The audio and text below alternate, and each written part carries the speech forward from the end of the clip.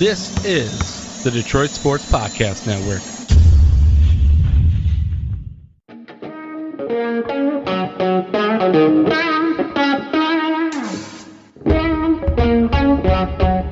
The biggest icon in podcasting.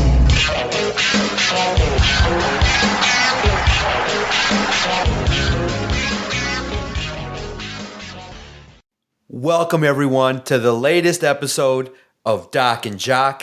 I am the Doc, John Macaroon. My guy Adam, the Jock Strozinski, is here today.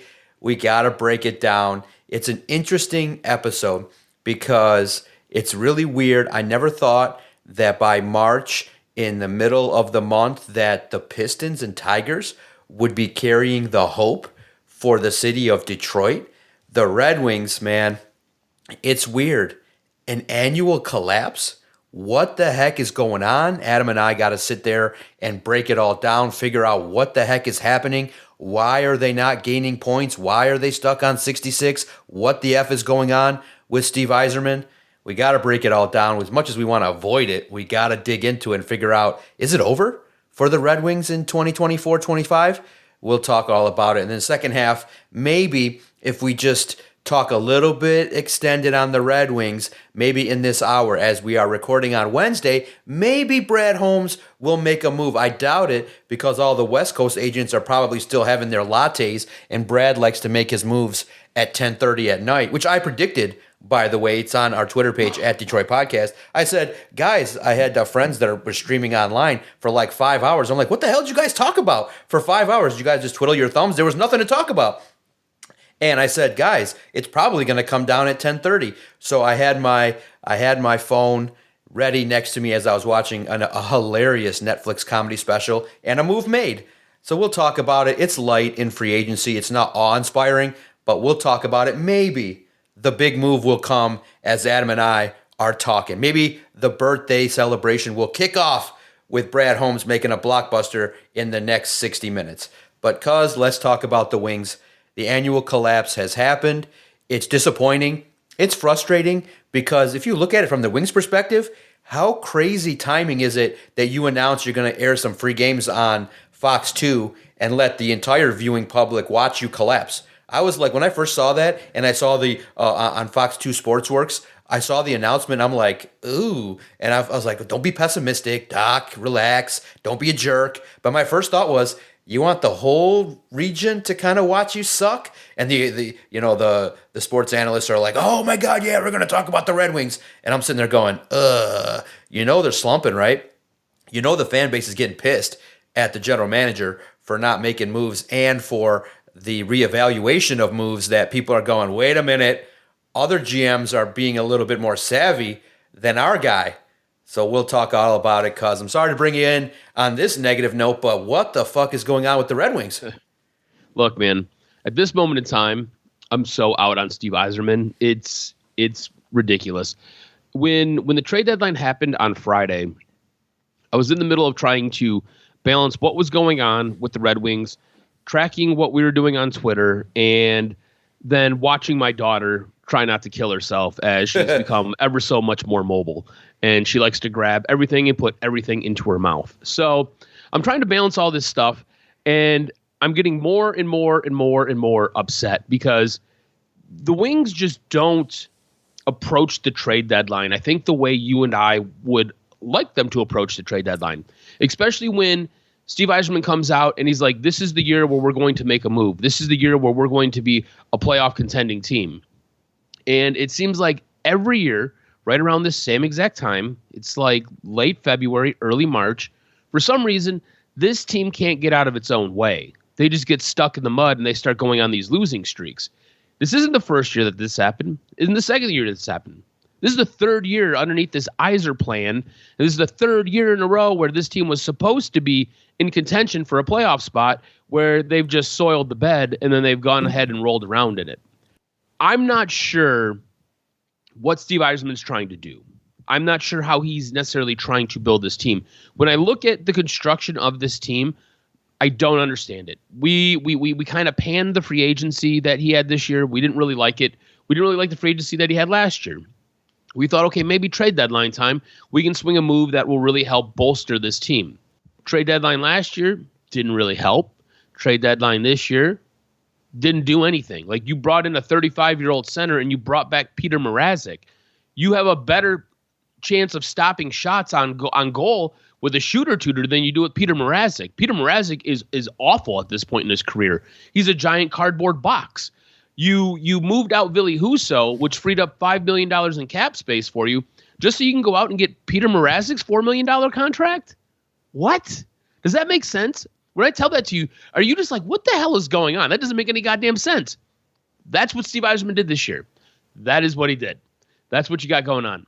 And I'm like, okay. Initially, I'm very, very upset with Steve Yzerman. I'm mad. I told you I'm done with Yzerman, and I am. I think there needs to be a change at the top. I think you got to figure something else out, because whatever he's trying to do, it's evident it's not working. It's been the same three things. It's like Groundhog's Day. It's been the same three things over the last 3 years. They just kind of get in this rut and they can't get out of it, and they end up losing, and they end up wasting away chances to go to the playoffs. So I'm done with Yzerman. But when I start looking at the roster construction, which again is Yzerman's fault, he's the one who put this together. That's part of the reason why I'm so hard on him. You've got a group of losers on this team. You've got a team full of guys who do not know how to win when it's important and it's crunch time. Dylan Larkin, loser. Lucas Raymond, loser. Cam Talbot, loser. Patrick Kane, actually a winner, but at this point in his career, I don't know what else you expect from him. The guy is aged. He's had a major hip surgery. There's only so much he can do, and at this point in his career, on a Stanley Cup contending team, he's probably a third line winger. You know, that's what he is at this point in his career, and you're expecting great things from him. DeBrincat, loser. All these guys are losers on this roster, like all of them. And when I say that, I don't mean like them personally. They are losers, but these are guys who have never won anything in their career. When you have to really get down and buckle down and you have to figure out ways to win games, this team doesn't have that. That's not part of their DNA, not part of their culture, not part of their bloodline. It's not them. This is a team that consists of nothing but losers. You look at what Dylan Larkin did in the Four Nations faceoffs. That's the closest he's come to playing in anything meaningful. Same thing with Lucas Raymond. Lucas Raymond didn't even make it to the semifinals. Why? Loser. Dylan Larkin, did he win anything? No. Loser. So you've got a team that has the bloodline of losers, and what they do is they go out there, and when they need to win games, they lose them. You've been on teams playing athletics your entire career, your entire life. Same thing with me.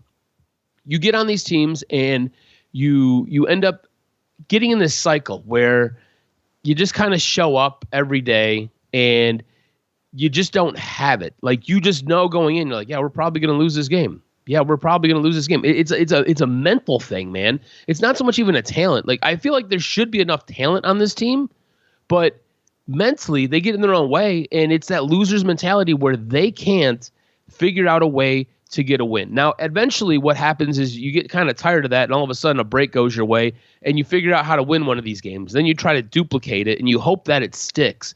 But this team hasn't been able to figure that out. This team hasn't been able to figure that out with Dylan Larkin as its captain. This team hasn't been able to figure that out with Dylan Larkin playing in the NHL for his entire career. Steve Yzerman has put this roster together, and he's put a roster full of losers together that can't figure out how to win games in March, which sets you up for a run in the playoffs towards April and May. This team sucks. This team is full of losers. Steve Yzerman has put this together. Steve Yzerman needs to go. I am done with the Red Wings. The Red Wings are no longer part of my consciousness. Here's the deal. It will take a massive miracle for me to put the Red Wings on our rundown from this point forward. This will be the last time we talk about the Red Wings until the offseason, because I'm so done with this loser-ass hockey team that sucks me in every freaking year just to rip my heart out and let me down as they shit the bed. Are you done with Steve Yzerman? Are you ready to bury this team? Because On May 12th, when we're recording this, I am planting the flag and I am saying this team is done. They are done. This is the same shit that they've showed us the last 2 years, and they're showing their ass again this year. It's a team that consists of nothing but losers with loser mentality that haven't been able to win anything at any stage in their career. You've got aged veterans with bloated contracts on this team. You've got young guys who can't figure out shit. This team is done. The moves that Steve Yzerman made at this trade deadline were so bad. You had other coaches that used to coach in this league be like, wow, that lowers the bar of expectation. Like, the bar of expectation was here. We thought he was going to do this. That is way down here. That is what Steve Yzerman did this year. And because of all of that, because of what I've had to endure the last couple of years, because of what I've seen, the repeat of season after season after season, and the results being the same thing, I'm done with this team. I'm done with Yzerman as your GM. And look, it pains me to say it, because if you walked in my office, you would think it was a shrine to Steve Yzerman. Like, he was my favorite hockey player as a kid growing up. I wore number 19 forever because of Steve Yzerman. I'm done with him. You're a garbage-ass GM. You're bad. Honestly, you're not great at drafting. Your player evaluation and your team of scouts are trash. You're not great at drafting. You're even worse at free agent signings. And when it comes to trades, right now, it really feels like the rest of the league views you as a door handle, and everybody gets a turn. They're just trying to fleece you. Yeah. I'm done with Yzerman. I'm done with the Yzer plan. It's crazy because there's the other thought too, which is, okay, you didn't need to make a move for the sake of a move. If you really thought the squad, which is fair, I mean, there's holes, there's a talent gap that you feel like you need, to fill. When you look at teams like Dallas and Toronto and Ottawa and other, squads that are building, and if you feel like there's a difference in the East, then wouldn't it behoove the general manager, the wise one, to sell? Maybe you pick up a draft asset for Kane. Maybe you move on from a bloated contract. It wouldn't make sense to just kind of swap bad goalies to try and make moves and to get an older version of guys that you previously had. And so what fans have done is saying, okay, what's going on here? And then you see what the Sharks were able to do with the Wallman trade, and you realize, oh, wait a minute. Dude, that right there is just salt in the wound. That pissed everybody off when they said that was a guy that you extended, yes, and then you promptly moved out of here, and you basically paid San Jose to take him, and they take him and flip him for a first rounder. It's unreal. That's not where things need to go, and that's a move that kind of really raised some eyebrows. But here's the thing: right now, it's in a hope phase.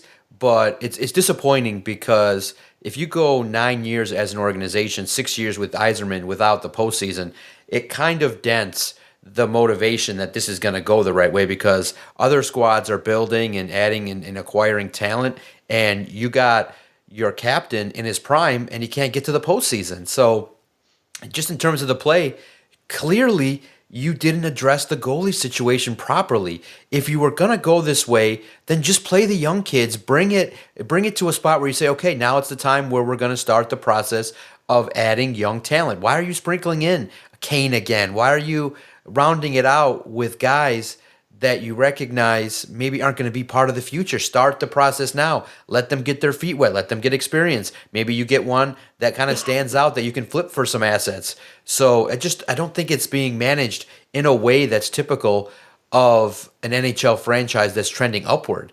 It's just flatlining, and it's disappointing. It's sad. It's unfortunate that the goals have dried up. It's unfortunate. And then you tease your fans against Ottawa with their goalie who then stands on your head. And that was a goalie that the Wings could have went out. Yeah. And then Dylan Cousins was a guy that they were linked to during the trade deadline who ends up scoring a monster goal. Yeah. It just spits in your face as a Red Wings fan. It's like, dude, just make some moves. Do something, because right now what you've got going on is not working. And like you said, I don't want you just to make a trade for the sake of making a trade. Right. I want you to make value moves. I want you to go do stuff. Somebody please explain to me what bringing Peter Mrazek in here is going to do.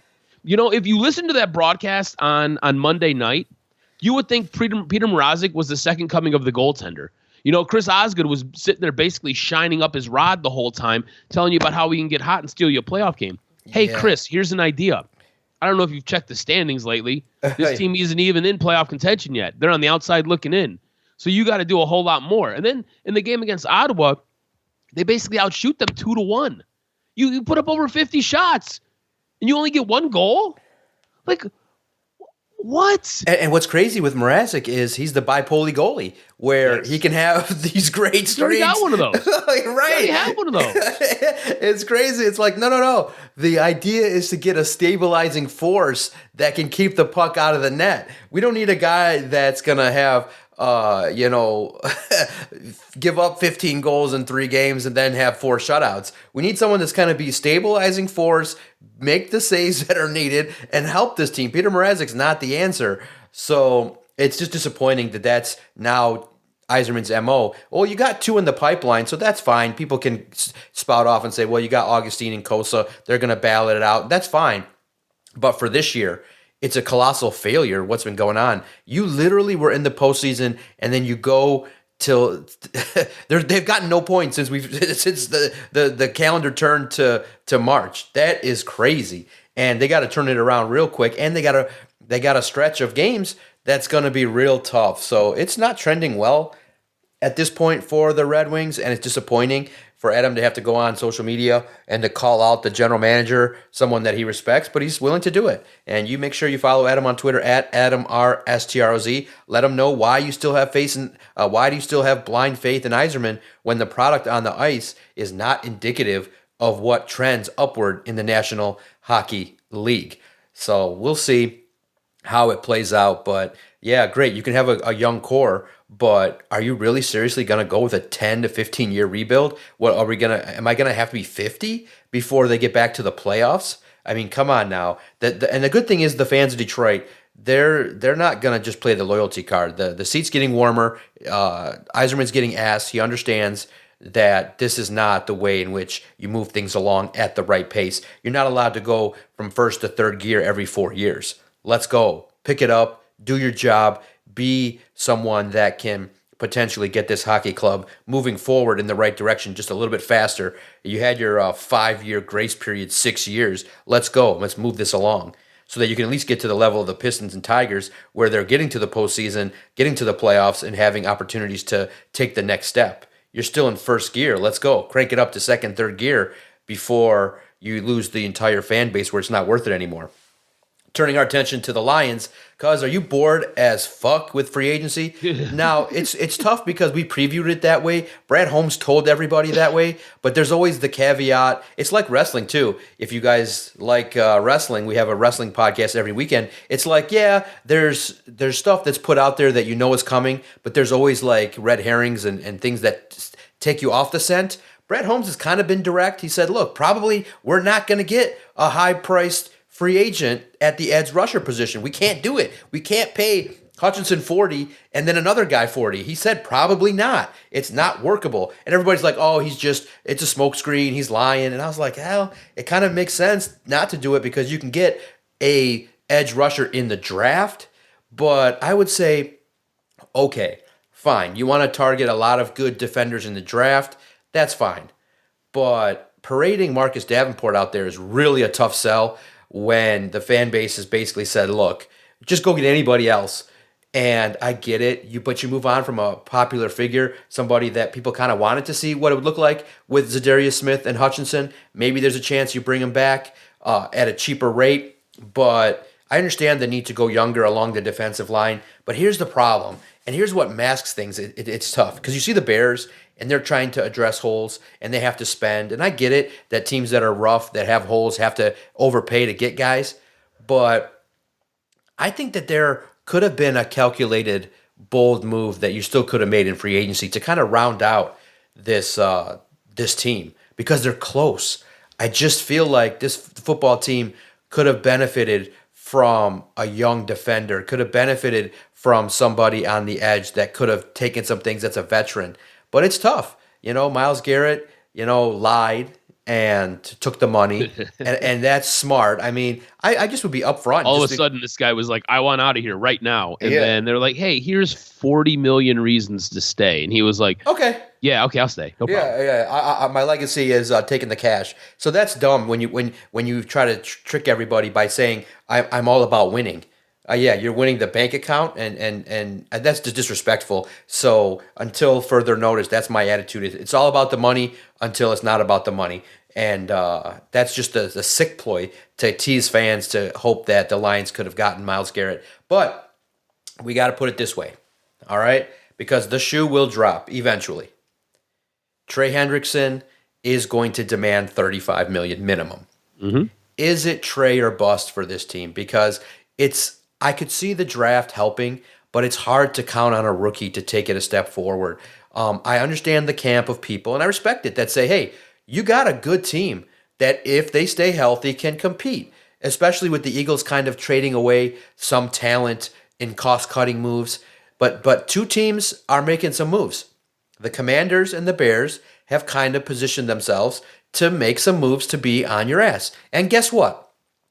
It doesn't get easier just because you have talented players. Aleem McNeil and Aiden are question marks. Yeah, they got talent, but what are they going to be? And guess what? The Rams said, we can kind of maybe add to what we think is a good team. Matthew Stafford, Devontae Adams, Puka Nacua. You're going to match that up with DJ Reed and Terrion Arnold? It's close, but it still favors the Rams, in my opinion, especially when you got some talented draft picks in some of those defensive linemen. Now, you got to count on Brad finding a Jared Verse, finding, some young talent that you can plug into the defensive line. But that's a lot more pressure on the Lions. I feel like they should have taken a chance, maybe on Bosa. $12 million, it's not a lot to get a guy that maybe you take a chance on. Or maybe you say to yourself, you know what? If Carlton Davis wants $20 million and it's tough, I still might have paid it. I said, you know what? Let's show him some love. Let's see if he'll take less. It ends up being 18. So would you rather have a Carlton Davis who's bigger, physical, knows your system at $18 million, or $16 million for a shorter guy that gets an elevated level of flags thrown against him that played zone? So I look at it like that's maybe a lateral move, maybe a slight improvement, but nothing drastic. So it feels like the Rams got better, the Commanders are loading up, and the Bears are trying to catch up in the division with all those linemen and defensive tackles, whereas you're rounding it out with a role player in Lopez, and you're parading out there in a year where people are excited to get back and see what you're about. You're Davenport and Lopez, man, and your own free agents. Because do we have to reshape our thinking and saying, look, if they get back Levi Onwuzurike, if they get back... Bro, if they bring back Levi Onwuzurike, that's a massive red flag. Yeah. That tells me one thing. What's tell you? It tells me only one thing. It tells me that Brad Holmes loves his own guys, and that is going to be a problem when you're starting to try to construct a Super Bowl team. Look, Brad Holmes talks a whole lot about wanting to be good for a long time. I get it. I totally understand it. The thing is, you and I both know this. There are windows, and those windows open quickly and they shut even faster. You are currently in your window to win a Super Bowl. You have the pieces. You need to go and get the pieces that are now going to put you over the top. Bringing back a guy like a Marcus Davenport, he didn't do anything for you last year. And if you're expecting anything else from him, I don't know why you would have that expectation, because he has shown over the course of his career he can't stay healthy. You're basically paying this guy to sit on his couch. So if you wanted to burn money, I don't know, you could have given it to like a guy like Zadarius Smith. Now look, Zadarius Smith, he was no great shakes, right? But that's a guy who's a veteran. That's a guy who is able to get to the quarterback, not as much as you would like, but he's a guy who can be productive. He's a productive rotational piece. You could have given that money to Zadarius Smith and called it a good day. You bring in a guy like a Roy Lopez, which that announcement came through, and I was like, who? Like, who? Who did we go get? And like, honestly, man, I thought they went down to El Paso and they grabbed a guy off of a college team. We got Roy Lopez. Let's go. We're going. All right, cool. Let's get a hat and a lasso. Let's go rope up some horses. That was what I thought. I had no idea who this guy was. Had to look him up. And you look him up, and what you find is he's another guy who's a rotational player. He's a rotational DN. He's a nose tackle. He's there to basically stop the run. Okay, cool. I feel like you kind of got a couple of those guys. You bring back again Miles Adams. Like, what the like Miles Adams? Like, you want to go spend money on look, appreciate what he did for you last year, but there's nothing better we can do here. Right. There's nothing better. There's nothing more out there. So I think what you're starting to see is, like you said, right? Brad Holmes is very transparent. We're not going out there. We're not making big splashes. We're not in that mode. We're not there to do those things. Okay, I got a question, cuz. Okay, cool, I got a question, because people will always say, okay, who should they have paid? Okay, I get it. And everyone's looking at it. Okay, Kirby Joseph's about to get paid. And Kirby Joseph's about to get paid. And Aiden Hutchinson's about to get paid. Correct. And you still got more. All you had to do, okay? And here's where I think people just lose their shit. You guys are realizing the cap is going up $25 million every year. You can go into a little bit of cap distress for 2 years in 25 and 26. You're going to ask off. You can literally add 50 to 60 million to the cap next year by restructuring. That was where I was going, man. You beat me to it, because I was family, right baby. We read each other's minds, baby. All you had to do, 2 moves. All you had to do, Yeah. 2 moves. And I'll tell you the moves. Just steal from the Eagles. Steal. We all steal. You think Adam and I, all our ideas are just original? No, we look at the internet and we go, ooh, I like that topic. Ooh, I like that topic. You just get Milton Williams and Josh Sweat. That's all you had to do. That's all. You couldn't close the deal on those 2 guys. Just steal. $50 million. That's it, guys. That's our guy. And you could bullshit and sell people. Okay, fine. You want to go a little lighter? Fine. Milton Williams and Bosa. That would kind of indicate, you think that parading Milton Williams and Bosa on the same stage wouldn't tell people, hey, we're serious, and then you go out and get 2 more defensive linemen and tackles? That's a nice class. Williams went to the Patriots. Why wouldn't he come here? Why is he considered overrated? Why do the Patriots just... You think that Mike Vrabel is going to clear a guy that's off of a Super Bowl winner that's a bum? Make some moves. Be aggressive. And if it fails, there's a difference in attitude of like, hey, they went out and got good players, a stuffer. They went out and got Josh Sweat, who performed. And the people that say, oh, the Eagles were... we can make arguments for days. You could say, hey, the Eagles were built through the draft in the trenches. But guess what? The guy that got an interception in the Super Bowl was Zach Bond. He was a free agent. You got Saquon Barkley. So they picked at the right time to spark it, and they did it. They went for it. And it's very similar, okay? And I know everybody wants sustained success, and they don't want to end up taking risks. But I'm of the opinion every 2 or 3 years you take some risks, and then it's not as devastating to get out of cap hell as it is to get into it. It's not that bad. It's going up $30 million a year. That's a player a year. Dude, here's the thing. The cap is not real. The cap is not real. You can tell because the Saints are consistently over the cap, and yet somehow they don't have to sell off their entire team. Doesn't make any sense. So because you're able to kick the can down the road, and it's easy to figure out what they're doing because all you do is you take guaranteed money, you make it a bonus, you lower the cap hit, and you're paying. It's like a credit card.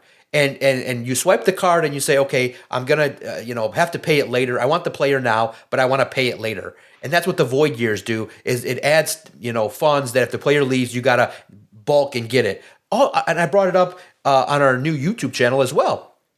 Look at what the Russell Wilson carried, like a $70 million cap hit, and they got rid of him, and they still made the playoffs. Mm-hmm. So it's not a nightmare to scare everybody that the cap, it's one of those deals, and I said it too. I believe Adam and I are on the same page. When I introed the question to Brad Holmes, I can share the question. I said, this is a true testament to how good you built this roster that most people think you're one player away, one edge rusher away. What's your message? He's like, why shouldn't I get 3? Well, Brad, you haven't shown me you could get 1.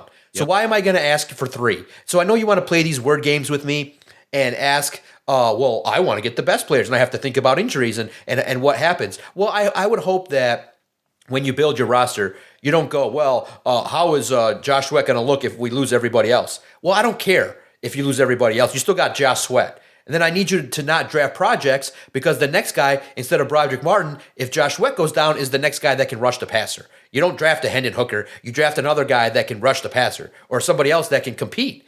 No projects. You drafted, you made mistakes with 5 guys. You made a mistake with Ifeatu Melifonwu. You made mistakes with contributors that should be on the football field. So it's not one of those deals where, and I don't think they need 3 more edge rushers. I just think they need 1 or 2. That's all we're asking. So, and I think people get to extremes when they listen. They go, oh, well, look, I'm not asking for him to spend $200 million in free agency. One guy. One impactful guy. There's not one. Okay, the class is bad. Sports Illustrated said it. ESPN said it. DocNJock have said it. The class as a whole in free agency is not great. But there's not 1 or 2 guys that you could a little bit overpay for that could help this football team be better by 5%. That's all we're talking. Bro, land one. Harold Landry was a guy who signed a 3-year deal for $43.5 million. That's probably still too much for him. What's that? That's probably, in my mind, still too much. He hasn't been great, but I feel like he would be a better player than bringing back Marcus Davenport. Yes. Yes, you're going to overpay a little bit. It's better than Marcus Davenport. It's a guy who I feel like in the right scheme should be more productive than Zadarius Smith. You can go get guys like that. Yeah, no, and I'm going to give you another metaphor. I use a Rodecaster Pro 2 mixer. Now, I could use a Rodecaster 1. I could use a Ranky one that has knobs. But then when I go to call up Adam, it may work, it may not. There's maybe an excitement level that I realize, hey, I want to sound good. So I use a Rode microphone, and I use a brand new computer that can handle the inputs. Imagine me trying to hook up a Rodecaster Pro 2 to my 2020 Mac. It would crash. The system doesn't hold it. You got to get a new computer. You got to upgrade. You got to use the best of the best stuff. The Lions are trying to finagle keeping their own guys, but being cheap with free agents. And guess what? If you're an agent, why the hell you're like, okay, Brad's trying to go discount with you. All the free agents know this. The agents know this. If you're not a Heyman Brad guy, for all the wrestling fans, if you're not a Brad Holmes draft guy, you're not in the club. You're not in the mix. You're not getting paid. You're like, Brad's like, what are you talking about? Big money? No. Our number for Carlton Davis agent is 11 million, 12 million. Well, we want 16. No, we want to pay 12. And you're like, well, you're going to give Kirby 25, right? Yeah, he's in the club and Carlton's not. So we're going to pay you 12. And Carlton's like, I'm just going to tell the world, pay me. And he got 20 million. So you don't think guys know that? You don't think they're pissed? They know that already. They don't have to like it, but the Lions are not trying to hide it. They just tell you, hey, we're trying to pay this. If you want it, great. We want to pay 12 million for 12 games. But it's one of those deals where I just feel like to get the level to where they need to go to be more than just a playoff team, they got to go get it. Be aggressive. And I think you and I are in the same boat. I don't think a quality NFL team can just win by building in the draft. You have to round it out in free agency. What's your percentage chance you think the Lions make the grand slam swing for Trey Hendrickson? Because I think it would build excitement for the rest of the year. Many people would love it. I don't think Zadarius Smith is coming back. Look, they brought back Dan Skipper on a 1-year deal. He's a glue guy, but he's a reserve. So right now it's been a reserve free agency class. What's your thought? Do you think it's Trey Hendrickson, the quality 30, 31-year-old defensive end? Is it that or bust? Yeah, for me it is. Because, look, this is a guy who the last 2 years has basically led the league in sacks. This is a guy who is a consummate pro. You put him with Aiden Hutchinson. This is something we were talking about with Myles Garrett. This is something we were talking about with Max Crosby.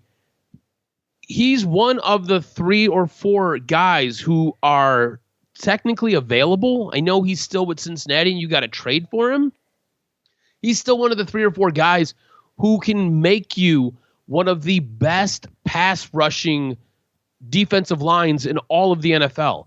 And you know what that does? That takes guys who get a ton of flags because, I don't know, they're very handsy with your cornerbacks because you've got the 2 guys in the league who acquired the most pass interference penalties last year now. Right. That makes them look better. And here's the deal. They don't have to stick on a guy for 6, 7 seconds. Instead, they're sticking on a guy for 2 and 3 seconds. It's a dramatic shift in the things that you're able to do. Especially, you have to also remember, you have a brand new defensive coordinator. It's his first time being a defensive coordinator. Right. Why would you not take stuff off of his plate and make his life easier by giving him 2 of the best guys on the edge? Right. Also, there's no guarantee that Aiden Hutchinson is coming back and he's ready for week 1.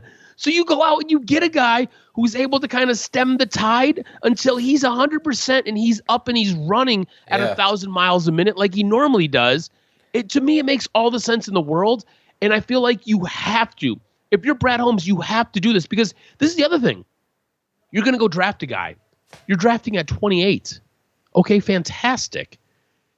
Generally, guys at that point in the draft, they're not stepping in day one and they're not having monster impacts at the very beginning of the season. Yes. If you go out and you trade for a guy like Hendrickson, you put him out there, you allow Aiden to get healthy, and if you can rotate Aiden in, and then you have your other D end out there, and you can have Hendrickson and the other D end fill time until Aiden gets back. Then when Aiden comes back, you've got a nasty 3-man front of gnarly edge rushers who do nothing but feast on quarterback carcasses. It only makes all the sense in the world to me. And who the hell am I? I'm just a dumb podcaster who sits there, eats, breathes, and lives this shit. But I'm an idiot, so I don't know. Yes, this is what I would do too. This is what I would do. I would go to Cincinnati. You just got your compensatory pick for the 3rd round. I would give them a 3rd round pick. I don't care which one it is. I'd give them a 3rd round pick. If it's compensatory pick, it's compensatory pick. I'd have to look and see what they hold as far as their draft capital. And I'd give them, if they wanted a 2nd round pick, I'd give them this year's 2nd. I'd give them a 3rd as well. If I had to kick something out for next year, I would do that as well. But I would get Hendrickson, and I'd get probably a 5th round pick back in exchange, and I would just make it work. And you can give Hendrickson $35 million. And you'll still have money to sign Aiden. Because why? You said it. The cap goes up by $20 million every year, $30 million every year. The cap is doing nothing but expanding all the time. Why? Because the NFL is the most popular sport in the world now. And you're going to get $50 million more by restructuring Amon-Ra, Panay, moving on from Taylor. Big money. Adjusting Jared Goff's contract as well. Like, big money. You've got money. You just got to restructure stuff. Exactly. It's not hard. It's not that difficult. And there's still options. You know, we're still recording, and it's about 1:30 on Wednesday. Still no moves. Maybe they make the move for Hendrickson. Maybe it's Azeez Ojulari. We'll talk about an offensive weapon here in a minute, but let's just not overlook and let's talk about it because they did make a move. What's your thoughts on DJ Reed? Because I know it's a name everybody talked about. He was on everybody's list as, okay, if Carlton leaves, DJ Reed's the next guy up. He's a gamer. He's a baller. But again, I like to tell myself I'm a smart person. I like to tell myself that, I like to see football from a perspective of, bigger, stronger, faster. And I'm not going to lie.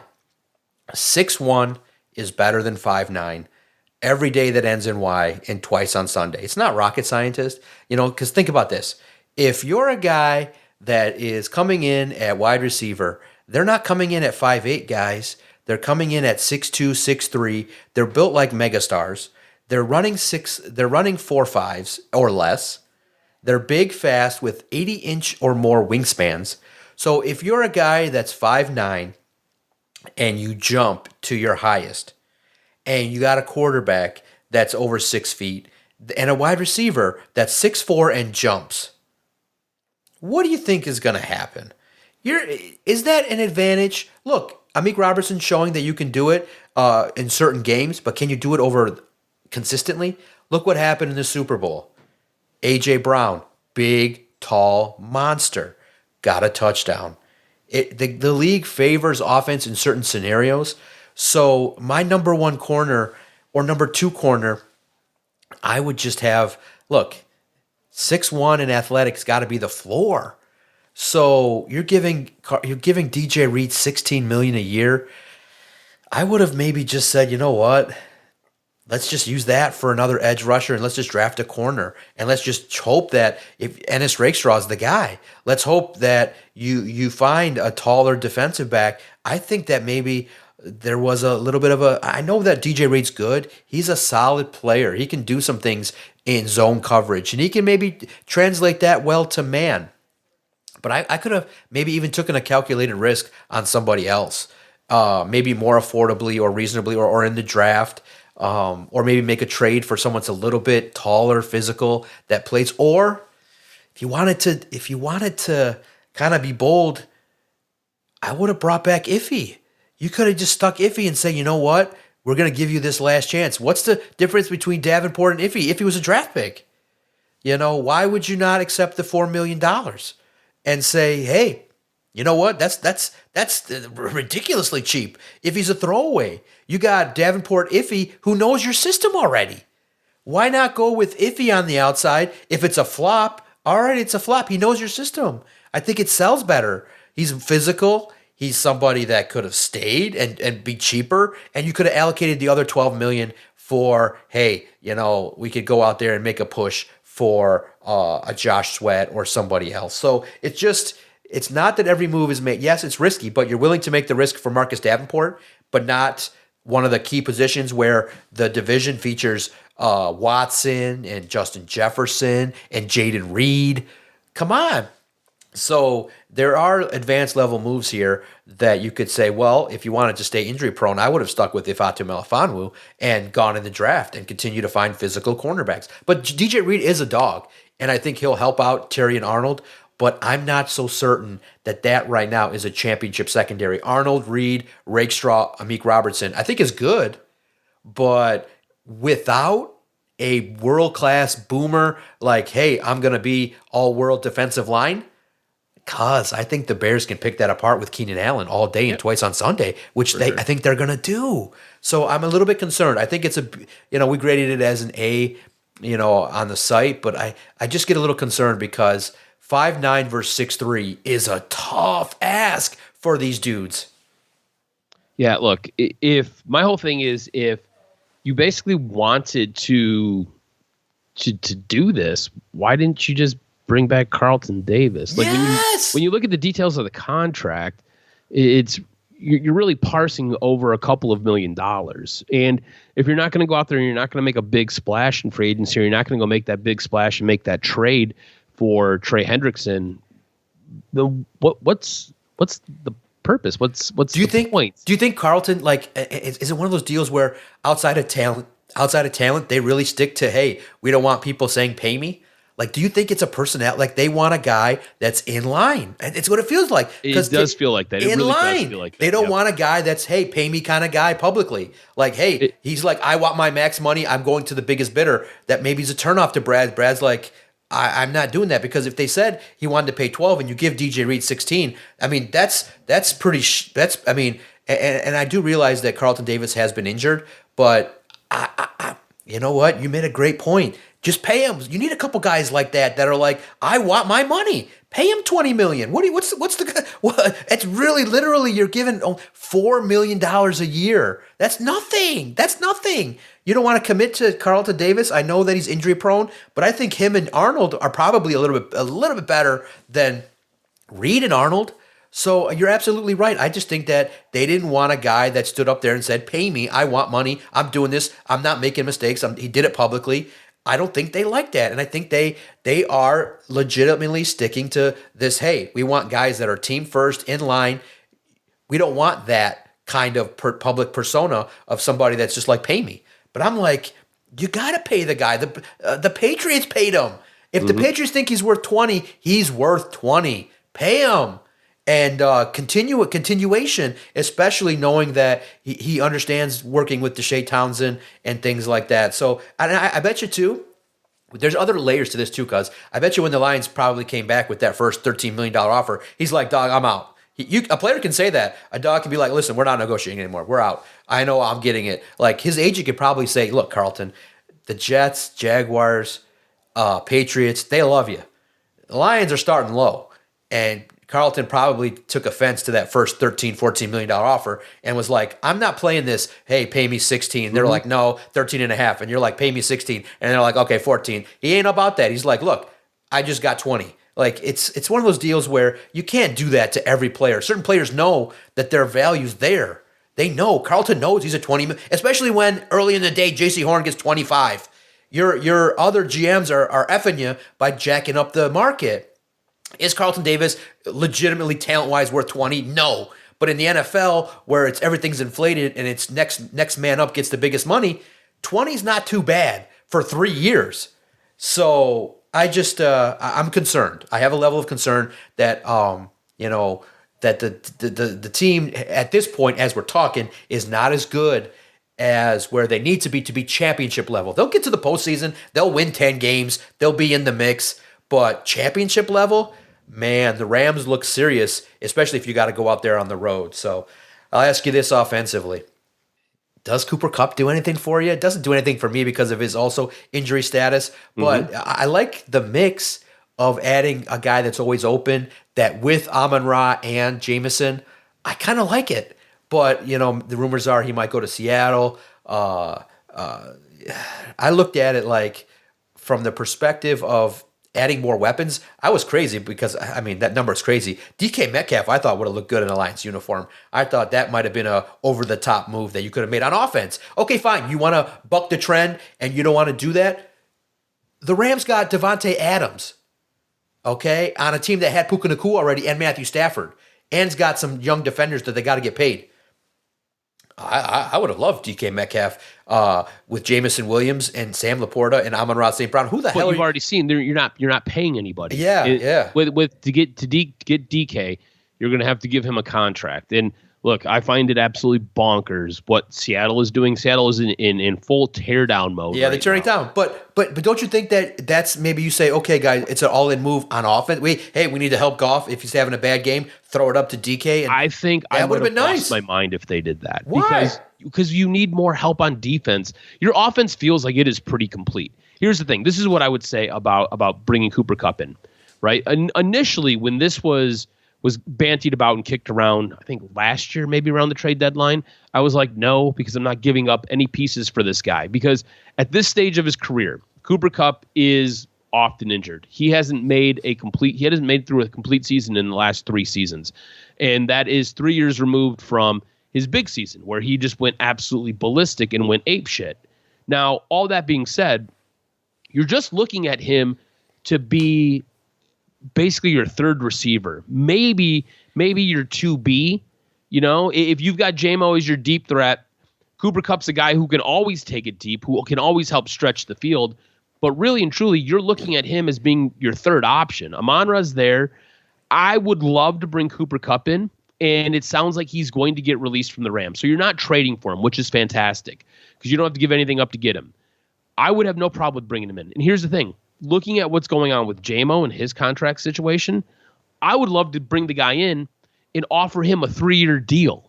I'd love to offer him a 3-year deal, 3 years, maybe 36 mil, maybe 40 mil. Again, you're not messing around with that DK Metcalf type of contract, but you're offering this guy a couple $1 million a year. I would guarantee probably 23 to 25 of it. So it's very front heavy. You're looking at getting at least 2 years out of him. That third year, you can dump him if you want. He's going to be playing, I don't want to say a limited role in your offense. He's going to have the whole playbook, but he's not your primary option. He's not the primary guy. It gives you time to figure out what you're doing with J-Mo. And if you move on from J-Mo, you then have, like I said, you have that 2B option right there who can then slot in when J-Mo moves on or you move on from J-Mo until you can figure out what you're doing later on. So I would love to bring Cooper Kupp in. I think it makes a ton of sense, but the contract has to be right, and it has to make sense. All that being said, I'm not on board with paying a guy like DK Metcalf that type of money for the next 5 years. I'm just not trying to get involved that way. I would be willing to do something like that for a guy on the defensive side of the ball, like a Trey Hendrickson. I have no problem paying that guy $35, $40 million a year. Knowing that I will be able to get Aiden Hutchinson done, and I do know that I'll be able to get Kirby Joseph done coming up here very shortly. But I would not. And here's the thing too, DK seems like he's a little bit unstable, right? Yeah, right. Like I'm going to find it fascinating. I really wish NFL Films was going to Pittsburgh this year.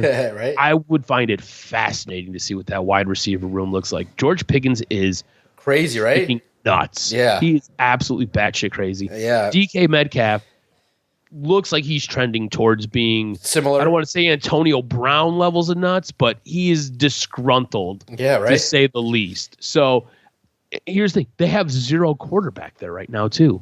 Like, who's throwing you the ball? Like, I know maybe Geno wasn't the best, but the guy could at least spiral it and get it to you 9 times out of 12. You know what I'm saying? Like, he could get it to you. Would have put you in the best spots, but he'd get it to you. Who's throwing you the ball right now? You don't have anybody. You've got nobody in Pittsburgh. Is Aaron Rodgers going to go there and sign with them? Or is Aaron Rodgers going to the Giants? Who the hell knows what's going on in Pittsburgh? They don't have a quarterback. And you've got 2 of the craziest wide receivers. I feel like NFL films and the NFL missed an opportunity here to really show a whole lot of fun that could be had. And you could just see Mike Tomlin just pulling his hair out of his head every single day. I think it would just be fantastic. It would be I would just love it. I would buy HBO just for that. It'd be fantastic. So here's my... But no, I'm all aboard with Cooper Kupp, but the contract's got to be right. Yeah, I'm all in for a situation where I think it's going to be a double in regards to if you say, okay, single, I don't think it's going to be light. I think they're going to make more moves as free agency approaches. I think maybe by the deadline, maybe even a couple more hours, something will come down. Maybe it's going to be Azeez Ojulari. Maybe it'll be, everyone's loving this Matthew Judon. Our guy Christian put him on a no list. He stinked. He stunk it up in 2024. So I hope it's not that. That would be a single move. Didn't Judon get traded last year, though? Judon got traded to Atlanta? Was it Atlanta that he went to? Yeah, he had a bad year. He's on our list of available, but not good. Yeah. So I'm hoping that they make... He's a local product, too. Yeah. Man. He's from this area. Yeah, but he's not productive-wise what you need. So first and foremost, we don't legislate fans. You could think what you want. But for all y'all out there, you shouldn't be clamoring for free agents in their 30s. Like, let's just use common sense. No, you don't want that. I know. That's what I'm saying. Everybody's all like, oh my God, I love this guy. I'm like, dude, this guy's 34 years old. Like, I love the people that are like, we put him on the list, but Christian, come on, man. Calais Campbell. Like, these guys, dude, every day that they're alive, it gets worse. Like, he's a good player, but you guys should clamor for guys. You should clamor for guys that are 25 to 29 that have something to prove, that are hungry, that are on like a 1-year deal that they think they can prove it.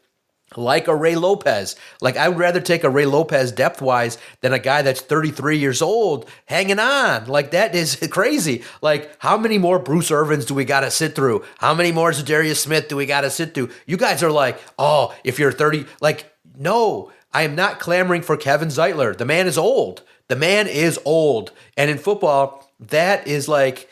I don't know how to describe it. It's like basically the older, I guess the way to put it for people to understand it, it's like your computer and your phone. Are you guys using a 7-year-old iPhone and then wait another year for an 8-year-old iPhone? No, you upgrade it every year, or every 2 years.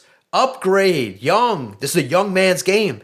And what do you think's going to happen as they, guys, put the puzzle together? Dan Campbell does not run a country club practice. He does some rough practices. So a 34-year-old's not going to withstand that over time. Now, they do take care of their bodies at certain times. They do get credit for backing off. But that's when the risks of injury go up. So please just stop clamoring. When I see that, I just joke around on Twitter and say, y'all love some old-ass players. Like, my God, because Brad loves some old-ass players because they're cheap. But we're talking about the winning business. We're talking about the Super Bowl business. So it gets cute, but when they cut Zadarius Smith, I'm like, fine, that's fine. You save the money. Oh my God, why'd you cut Zadarius Smith? Because he's old. Because he's a year older. And this is a young man's game. My God, you guys love your 1985 Pintos. Like, let's pick this pace up. Like, you can get a car, 2023 Acadia, that has a Bose speaker. It looks nice. Step it up and handle business. So I'm hoping that it's going to be a double, and let's just hope we'll put it out there in the universe, that maybe at the second that we pause this podcast and end it, that it'll be Grand Slam Trey Hendrickson and everybody's excited and we can rub it in everybody's face. See, Brad does cook. That's cooking. Cooking is not going out there and getting a Ray Lopez. That's not cooking. That's just going to the grocery store to get the ingredient. All right, that's just going to get your Costco ingredient. Cooking is like, all right, I'm going to put this puzzle together and I'm going to add a little bit of basil here combined with a little bit of garlic here. And look, butter sauce, that's cooking. and that's Trey Hendrickson. So we're going to put it out there that bring Detroit Trey. It fits. The universe, for my 46th birthday, for Adam's beautiful baby that's going to run away soon, please bring, and she's only 8 months, but she's smart. She's going to run away. Please bring Detroit Trey Hendrickson. Please. It's time. It would be great. Trey and Aiden combined with Marcus Davenport depth piece. I like it. I'm feeling it. I'm talking it into existence because Trey all day for DSP and for the people. Make everybody excited and make us wait. Do it on a Friday. Do it later in the week so we can have this podcast live a little bit, breathe. But if you don't, fine. I can accept an Azeez Ojulari. I can accept any pass rusher that will help this football team. And let's let this fan base get excited. Let the fan base cook. And I think that's what free agency should be about. It's just one swing a year. Just one. One. That's all we're asking. We ain't asking for 6. One. Make sure you follow Adam on Twitter at AdamRSTROZ. Follow the network at Detroit Podcast. If you agree or disagree, if you're like, hey, Lions didn't need to make any moves, we're good. If you're in that camp of people that are like, hey, we got the all-world offense, everybody's going to come back healthy, stay healthy, and perform, let us know what you think. We love the debate. We love the banter, and we respect both camps. We talk about it. I'm in the all-in camp. I don't care about sustained success. Adam's in the same boat. Just bring me the ring. However you get it. And the best players make the best plays, and the best players are paid. And sometimes, guys, the best players talk a little shit. They say, hey, pay me what I'm worth. Sometimes the best people tell the world that they're good at what they do. It's fine. And sometimes you don't need the same guy to do 10 jobs. Like, let the guy run. Like, look, you don't need a guy to do Will, Mike, Sam, rush the passer, and be good against the run and coverage, and then try to pay him $3 million. Like, come on. Ease up a little bit on your qualifications for an athlete. Find a guy that's going to smash the quarterback and make plays. And then pay him and reward him. And bring the city what they deserve. And that's a Super Bowl in 2025. Because we're going to talk about it. It gets harder with each passing year as your division gets tougher. And you got dude, Ben Johnson's hungry. A hungry dude's dangerous. That guy is crazy enough to go and try to compete with Dan Campbell. That tells you he's starting with the fire of like, I'm not only going to get my rocks off by winning, I'm going to get my rocks off by winning and beating my mentor. That's the sickest kind of person to deal with. So Ben Johnson ain't going away. Pay attention to what's going on. This could go left real fast. So let's hope that the Lions are able to continue to acquire talent in all aspects and stay healthy. For the Jock, Adam Strozinski, I'm the Doc, John Macaroon. March is the best month in the world. Enjoy it. Weather's getting nice. Listen to our podcast. Let us know what you think. And for everybody that has been enjoying our content, thank you from the bottom of our heart. I can't wait to recap it next week. I literally can't wait. I want to turn off the microphone and turn it right back on to talk to my guy, Adam Strozinski, on the next episode of Doc and Jock. You fucking podcasters. I said don't let them in here.